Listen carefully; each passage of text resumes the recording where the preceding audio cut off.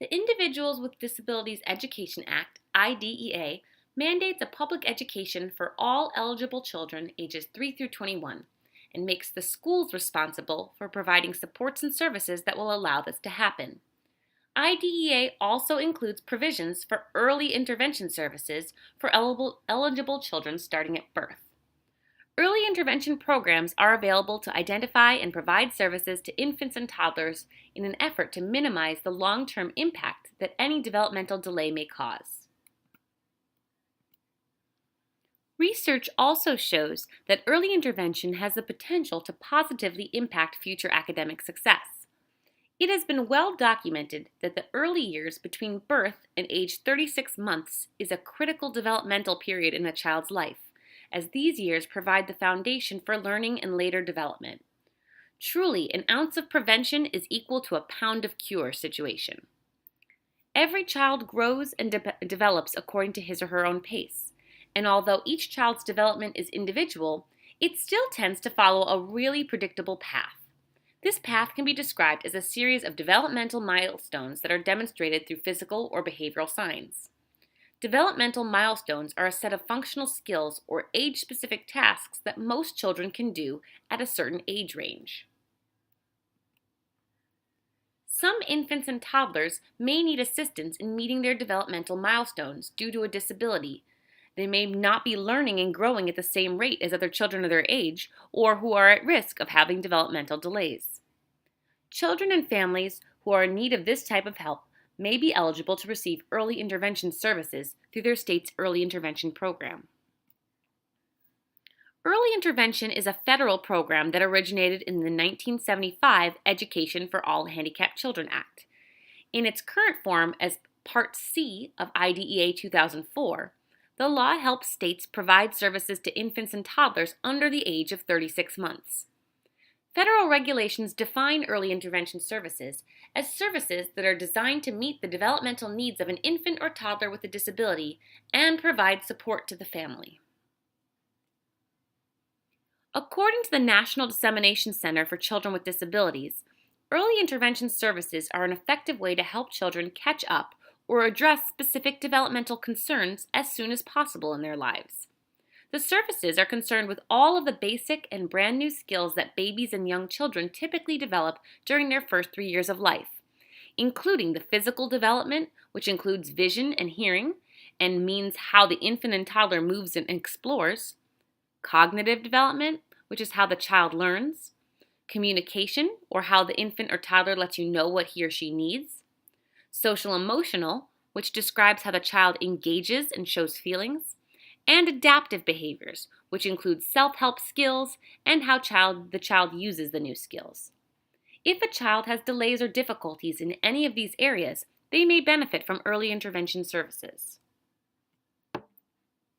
It is important to note that early intervention services differ among states. This is important to know because legislation gave each state the following responsibilities: to assign a lead agency to provide services, to administer the coordination of services, and to determine a state's definition for eligibility, including a definition for developmental delay. Although services in each state may look different, they have core characteristics based on legislative requirements.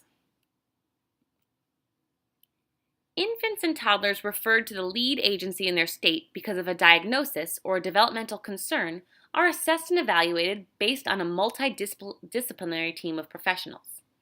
In Illinois, that lead agency is the Child and Family Connections.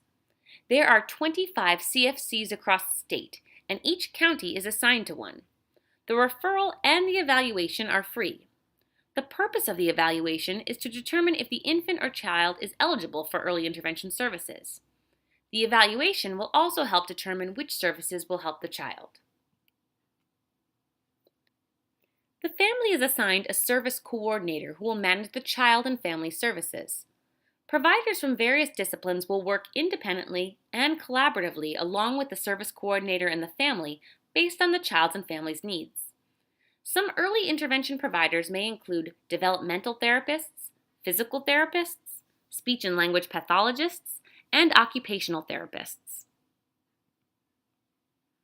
Some of the services provided in early intervention include family training, home visits, counseling, instruction on how to teach and work with the child, and service coordination.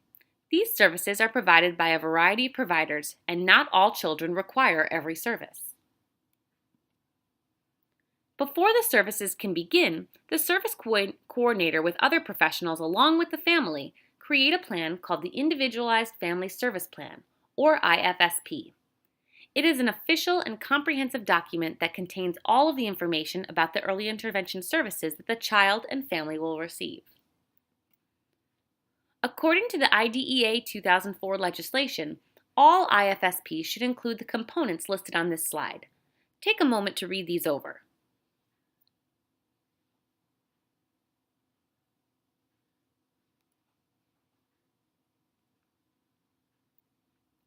The IFSP is a living document.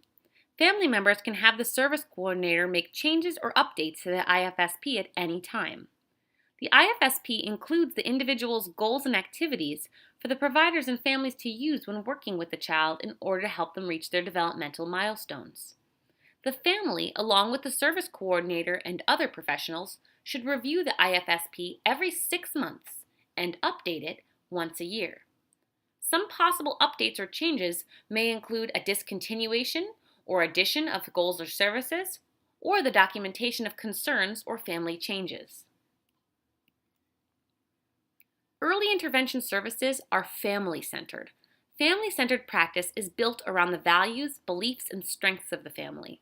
Family choice is at the center of the model and should be reinforced by the collaborative efforts and partnerships of the families and the early intervention systems professionals.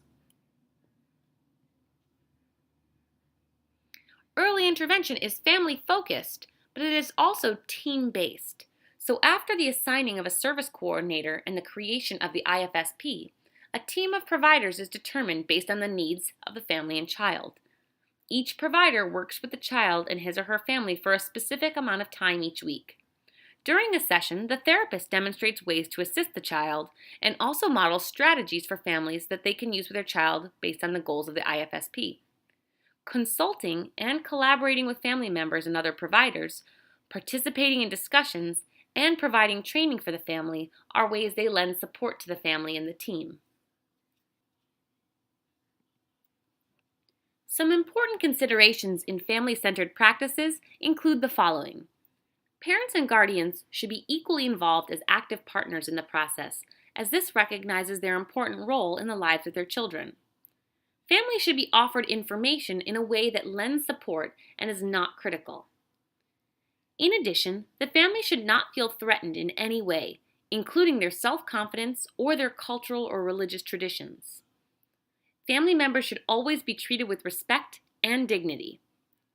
Providers should consider the unique needs of each child and family and also recognize the importance of individuality and variety within the population of families and children served in early intervention.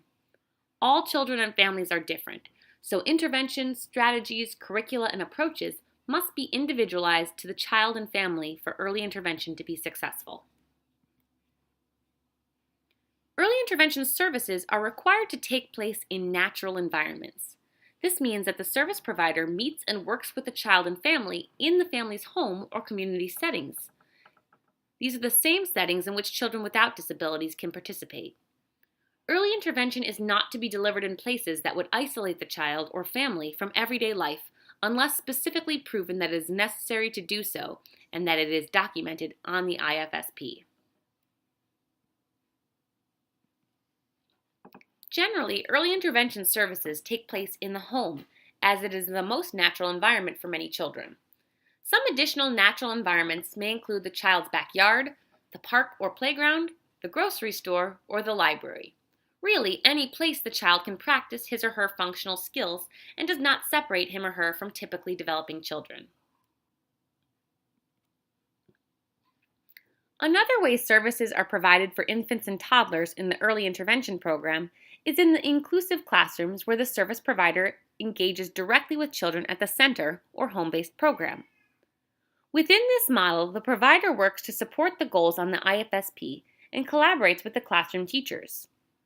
According to the Division for Early Childhood, DEC, and the National Association for the Education of Young Children, NAEYC, early childhood inclusion embodies the values, policies, and practices that support the right of every infant and toddler, his or her family, regardless of ability, to participate in a broad range of activities and contexts as full members of families, communities, and society. Therefore, the child should be served by the provider alongside his or her typically developing peers. By the time the child is 2.5 years old, the family and early intervention team will begin planning for the child's transition from the EI program to other services, usually into the school system to an early childhood program. When people use the term early childhood education, they are likely referring to programs targeted to children ages 3 to 5. These programs are offered through the public school districts. If the child is eligible for specialized services after his or her 3rd birthday, an individualized education program, IEP, will be developed. The child's school district will be responsible for determining the child's eligibility for continued services and for developing the plan with the family. The Illinois State Board of Education and the Bureau of Early Intervention through the Department of Human Services have provided a workbook to assist families, early intervention providers, and preschool service providers during this process. This will be included with your resources section of the module. The service coordinator, a representative of the local school district, and a team of professionals will meet and work and plan the child's next stage of services.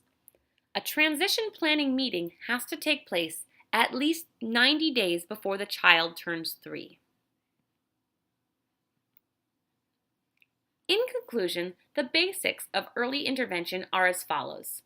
It is for children aged birth through 3 with a delay or disability and their families. Services are protected by the IDEA 2004 Part C legislation. Eligibility differs among states. There are many providers and services. A service coordinator manages the services, and IFSP is created for each child and family. Early intervention is family-centered, and it takes place in natural environments. The earlier the child receives the services, the more benefits will be evident.